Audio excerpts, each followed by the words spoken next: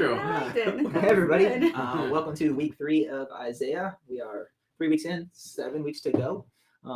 Last week we talked about this moment where Isaiah went to Ahaz with essentially not really a warning, kind of like, hey, have perspective, and Yeah. Ahaz couldn't see past his own issues, or I guess all of their issues, Yeah. just the troubles of the armies and everything that was about to happen. He couldn't see God's perspective.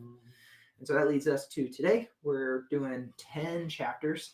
We had a new guy to church, and we were talking about, I was telling him we were in Isaiah and stuff, and he's like, how long are you guys going to be in Isaiah? And I was like, 10 weeks. He's like, how are you doing Isaiah in 10 weeks? I said, we are doing really large chunks of Isaiah all together. So 13 through 23 is where we'll be talking today. It's all of these warnings, essentially warnings about different groups of people. And talking, I think our focus mainly is on pride. And Rachel said she liked the first question, so I'm going to ask her the first Oh, question. I don't from want you to Blake. ask it to me. Well, I'm going to read it how it actually says it's in here, though. Yeah. Is this the first question? Yeah, No, I am. I'm going to read the second question because it is. It's funny when you read it out loud because it says, "What happiness to you eternally as you receive unnecessary or misplaced warning." Oh, eternally as you receive. So, what happiness to you? What happiness? It's not happiness. That's for sure. I don't think. Oh man. That's how we know Scott's been back writing in the message, is because we have severe misspellings. Famone. He goes with the stream of thought, which is important. Well, and like the one above it, the one that I said I really liked was like, what happens when you're in the line of fire of a warning that was not intended or directed at you? And then what happens internally when you receive unnecessary or misplaced warning? I don't think I like either of them. I don't like being in the line of fire. Like I think we all know this. When any of us are stressed, everything is a little more amped in how we say things or how we're all like that. Not just us in this room, but all of us in the world. And sometimes I don't handle that well, which isn't like my strength. I don't think. Wait, what's not your strength again? Oh, okay. Say it again. I don't handle it well when we're all stressed and like the way we talk to each other, or not just us, but like people. Well, you guys have been so busy. I don't think I've even seen you very much this week because you did Rich did like 3 coffee carts. We broke through that stress barrier quick and just hit I don't know what I'm doing. Well, that's how I felt yesterday. We were at the coffee cart event and we got the the fairly big thing. catering request. Yeah. And Rich had a moment of like deep breath, and I was already in like, okay, this is another thing. Just add it to the list. My body's on autopilot, just doing whatever I'm supposed to do next. Yeah, they've definitely taken on the bulk of things this week. I mean, whenever there's a lot of coffee cart, you guys take on the bulk, and so I don't feel as stressed as you. But last week I did. Yeah. Last week I was gonna cry a few times. So I was never gonna cry this week. Well, yeah, that's true. We handle stress differently. That's for sure. That is for sure. But yeah, I don't like being in that line of fire. I feel like do not like it. No. Which is funny because this is gonna sound. No, you're okay. I don't mean this how it sounds. I had to say that a couple times too. You do like being the center of attention. Like you like. Oh no, I understand. You what you mean. Which I don't. Being a part, yeah. Like I like to be a part. Like I know, like that's actually one thing. But as soon as it turns to like critical, I don't do it. Then I want to hide under the table. Yeah. No. And I like being a part until it turns critical to someone else, and then I leave. Yeah. No, and I don't like that either. I don't like either. I want to run away. So like I was thinking about that same thing last week. So like I think that I don't know. This makes it sound nicer than it probably is, but I think I feel strong convictions about certain things, and then I have to speak up. And I can't I know it's nice. It's so much nicer when you say it to yourself. But like, but then sometimes, Rachel, you have strong convictions. I know. But then I do feel this need to like say something, and sometimes that's okay. But then when it starts to shift and like things get a little critical, whatever, I do want to then hide under the table. In that I feel like I have strong convictions to say things, I'm not trying to compare myself to you, but No, you're all right. I also have a practice of putting them on the shelf for a little bit. Yeah. I don't have that practice. It's the same thing with, I do the same thing when I want to buy something that's expensive. Yeah. I put it on the shelf. Yeah. I force myself to wait. And then if I still want it, then I say, and so I do the same thing as I go, Yeah. I feel this strongly. I'm not going to tell anybody for Yeah. X amount of time. If I still feel that way, then I know That I was should. legit. Still might not be. I still might be Yeah. stupid, but at least I've given myself time to. It's like tempering eggs Yeah. when you're baking. Like Yeah. time tempers things. Yeah. I feel like. I agree. I'm not very good at that. I have. I don't necessarily think everyone has to be or should be. I know No, myself. I think it's a good practice. I think I'm. When I feel that way is when I'm also highly critical or mean. Yeah. And Right. so temperament. Yeah, I think How do I say this without Being mean. Yeah. I That's a think good practice. you have to distinguish highly critical from mean. Because you live your life highly critical. I am highly but critical. you're Yeah. not always mean. Yeah, No, that's how true. can I continue to be critical and without it being mean? Yeah. That's probably what it is. I like the way you think. And I don't think I think yours is not, you're not necessarily always highly critical. No, not like it's different. And Like you're usually not mean. I try not to be. Yeah. But I think that like when I'm highly opinionated, the Mhm. response of people can be mean. Like I feel like I bring out meanness. I don't know. Like people respond mean. Yeah, like I feel like, and I think that's partly because I'm so like energetic in my response that like I don't really know how I'm coming across until all of a sudden people are kind of responding mean, and then I'm like, oh, I have made someone angry unintentionally. Yeah, I think with like somebody like me who tries to give some time to let things to like process through temper. things, because I'm kind of I like to critically think things through. Yeah. And so sometimes I think for when there's people like me and then I can see somebody responding emotionally or You're okay. I am emotional. how I can perceive Mhm. it to be in my brain, I go, oh, they haven't really thought that through, which to me then it's almost like it's me belittling the person almost. Oh yeah. And so I have to like, that's just how it can be perceived sometimes. Yep. And so I have to practice like that side of it. Temper also, like temper my response. Yeah. So sometimes I'm like that. Yeah. I think that's how it Which can is be perceived interesting. sometimes. So from people, like Yeah. just thinking No, about that's good your because- experiences at Presbyter last week. Yeah. There's probably people in the room that share that perspective, and they don't know you, Yeah. and Right. so they can unjustly put Yeah. you in a box that you're not.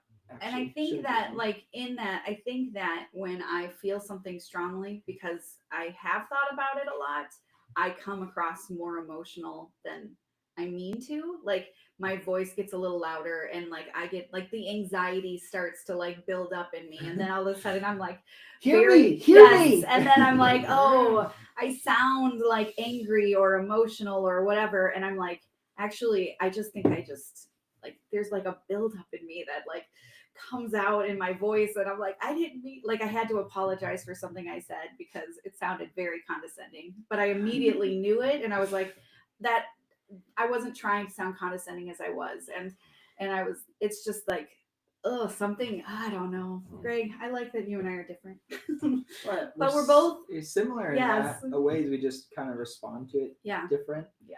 And I know my error on the side of it is actually what Isaiah is talking about. It's like sometimes I could find myself being prideful of like, at least I didn't respond like that, or I know how to bite my lip, or at least I've thought through what I think about. At least, I like and that so word.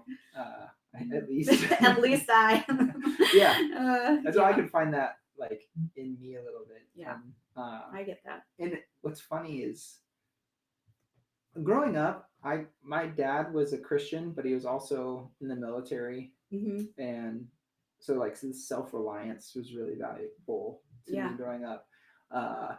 Like being proud of who you are Yeah. was like really, really important. And like my entire life, I've tried to weigh this of like, I am proud of who I am, who my family is. Yeah. I'm proud of Corner. I'm proud of what we've built together.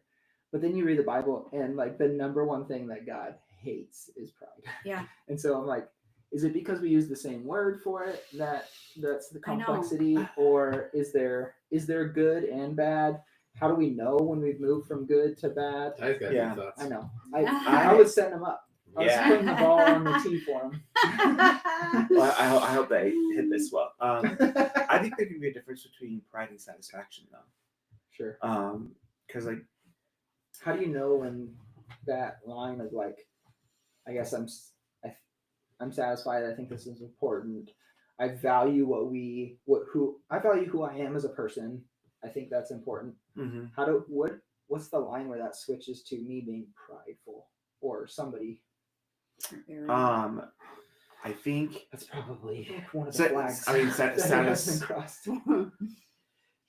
I think like satisfaction. I'm gonna use food as like the example for it. Is like I like food. you can make a good meal and be satisfied in the result, and that's something that you experience internally, and it nourishes you, and it nourishes the people around you.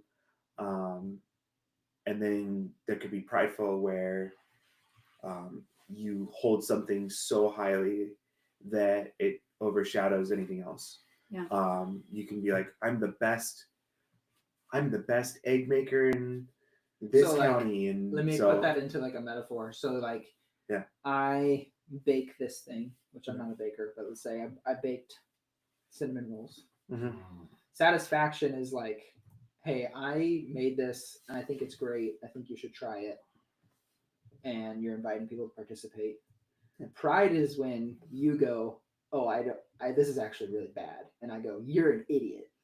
Like, is pride the line where you sacrifice relationship for whatever that thing is? Yeah, I think that's probably what mine is. I think I think it's also like a unwillingness to learn. Like I was thinking Mhm. about when you said, like, I'm the best egg maker in the county. yeah. Like in my mind, when you reach that point where you're like, I'm the best egg maker, you Yeah. can't learn from anybody else, or you don't like if somebody had feedback, you're not open to But it somebody anymore. is the best. egg Literally maker the in best. world. But Yeah. who is it? Who is? But there are people who I mean, are, I'm pretty are good, the best, but- who are experts. And Yeah. I think you can be the expert. You can be the smartest And- on a topic in the room without being prideful. Yeah. And that's where I go to that second point where I think satisfaction nurtures.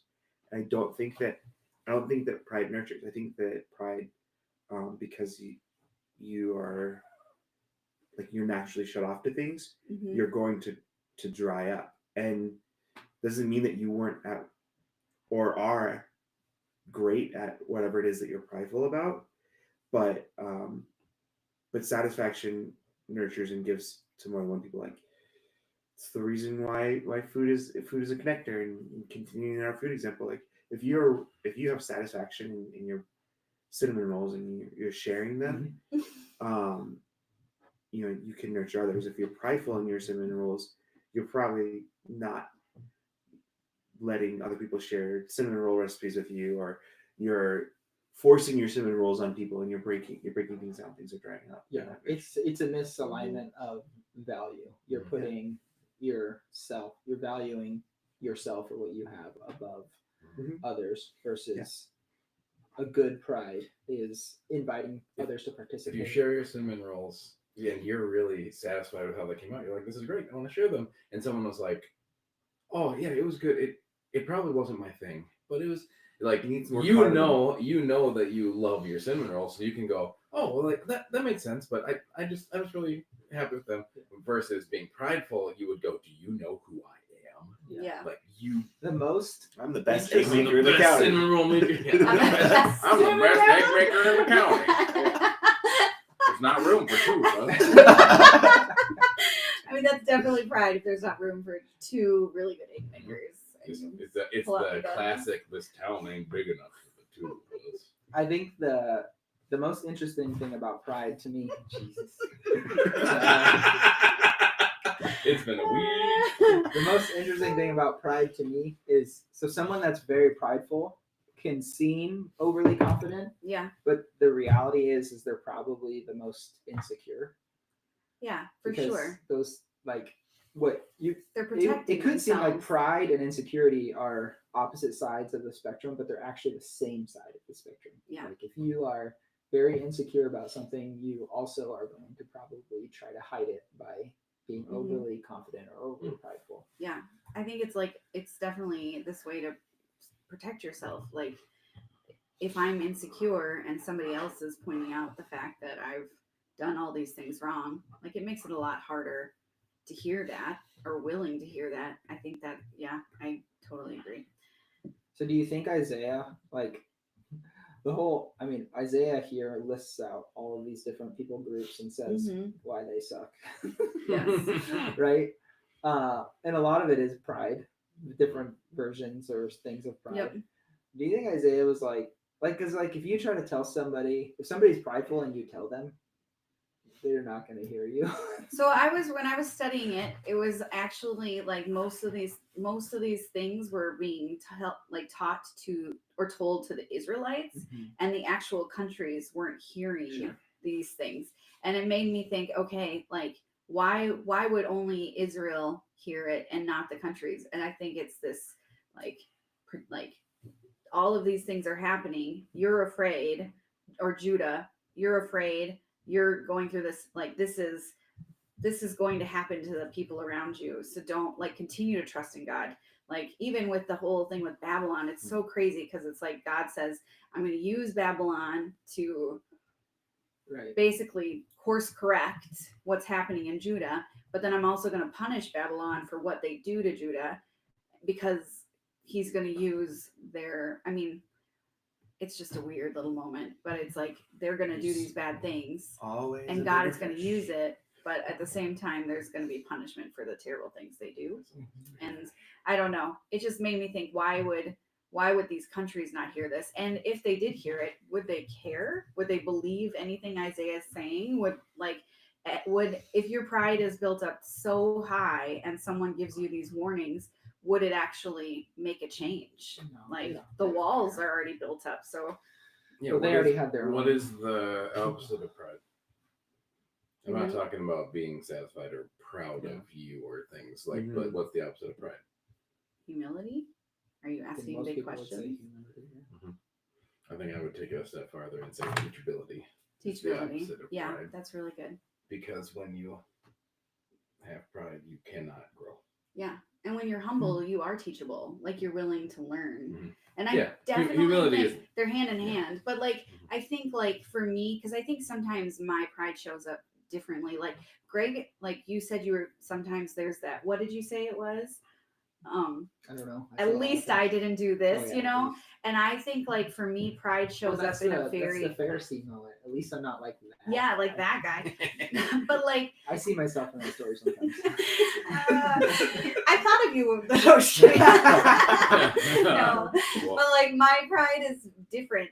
I think sometimes my pride in my mind, I'm like, is that it's almost like, is it pride or is it brokenness? But I think I struggle with being teachable sometimes in the sense of, I don't even know how to say it, but it's hard for me to be teachable when I feel like if somebody like Greg, if you came up to me and said, at least I didn't do it this way, that's going to be pretty hard for me to be teachable to hear that.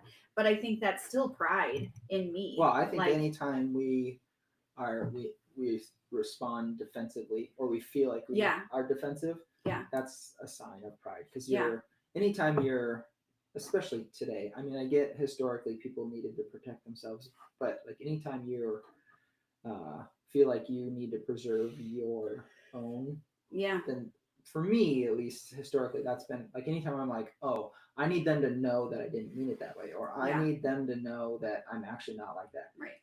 To me, that's a sign that I'm prideful in that moment of how I'm perceived is more important than them or what's being communicated or anything like that. And I had none of that last week. Just kidding. I had a lot of that. That was a joke. I was joking. I didn't mean that. Yeah, I mean, it comes with worry. Like, if I feel like I'm worried about me or Mhm. how I'm perceived or what people think of me, that's probably because I have some level of pride that I'm working through Yeah. in that moment. For sure. And it doesn't necessarily mean it's always negative. That's my problem with the pride thing. Is that it's not always negative. I think it's like pride is like an emotion. It's information. Like, it's Yeah. like, oh, I'm responding to this in this way. Why? And it invites us to. Yeah, I totally. Yeah, you have. I I mean, think even it's when we that. respond out of the pride that it actually becomes negative. But I think that like is a sign. Like if you feel prideful and you're like that's a sign of humility to be able to dive in and to figure out why that's happening. I think being willing to ask yourself that question and being teachable, like he said, and all of that, like that is how you get to. Excuse me. That I know. I apologize. That's. I feel like that's how you get there. That's how you get to humility is being willing to dissect and ask yourself questions and be teachable, because otherwise it's just gonna build more walls. The internet says What does the good, interweb say? good pride versus bad pride. Good pride is based on effort and achievement, can be feeling proud of specific accomplishment, has humility, recognizing contributions of others and not saying oneself is superior. Motivating factor, like it can motivate you to encourage more growth in you. And it's quiet confidence. It's not loud, braggy conversation. And then bad pride, it's the arrogance and boastfulness. It's comparison to others. It's lack of accountability and defensiveness. So everything that we kind of broke down. Yeah. But I just think that that's so good to know is everything that we just talked about. The idea of being satisfied and proud of something. Brings humility, brings other people, brings all that. Whereas bad pride is like, it's the I think it's significant. You know who I am. It's significant that this moment comes after an invitation to have perspective, because I feel like Isaiah goes to Ahaz. He says, "Have perspective." Ahaz is unable to, and then he gives these warnings about all these groups of people and talks about pride. And I think like that's the same for us. It's like I think if you have good perspective of value of self, value of others, value of relationship with God, that good pride is what's available. Like I'm so proud of us as Corner Church, 5 locations. Like it's really cool. It's something I'm very proud of. Versus like if you have bad perspective of self or value of self or others or relationship with God, it comes out in that arrogant, defensive type of pride, I think. Yeah, which is like you said, rooted in insecurity. It is. So it's like this it's so twisted because there's the being proud of yourself. There is some humility in there because it's like you honored other people and honored what your family did and like what you did as building Corner and how we did it together and all of that. Like it's so different than like pride is rooted in insecurity. Yeah, and that's why I struggle that we use that word both ways. I wish. I don't know. Is that an English problem? An English issue? Probably. I went through and Scott, I know you might listen to this. I went through and changed all the moments that in the message where he said proud to being prideful. Yeah. Because I just think that the more we can distinguish the satisfaction and the goodness of being like this is something we're a part of. This is so good. Yeah. From who do you know who I am kind of thing is important. Yeah. But yeah, it probably is now I'm gonna deep dive on those words today because I want to know business. Hubris. Yeah. I like it. Yeah, I mean, even just saying proud and prideful can't feel much different to me. Yeah, I don't want to be prideful. I am feel proud. I want to be proud. I want to be proud of people and proud of accomplishments and everything. Yeah. I don't want to be prideful. So maybe that's the good pride, bad pride. Yeah. I love it. That's all I got. I think it was good. You wrap us up, or is that your wrap up, Rich? No, I think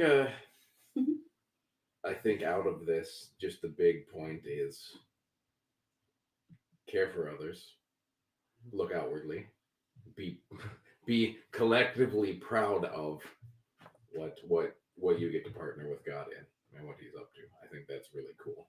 And for us to just sit there and go, like, nope, like I'm not gonna feel satisfaction or be. I think that is on the other side of all of this. I think that God has put good works out for us to do, and when those come to fruition, it's good for us to celebrate them. And part of celebrating is to be proud collectively and to be able to get that. But stay away from pridefulness, I guess is the big one. Don't turn it inwards. Don't say I'm the best, therefore. Just, I mean, you can be. I make good stuff, but I'm gonna be teachable. I'm gonna be humble. I'm gonna all that. So that's all. I was really tempted to make it a Western thing, but I'm not going to. That's the end. See you guys next week. Bye.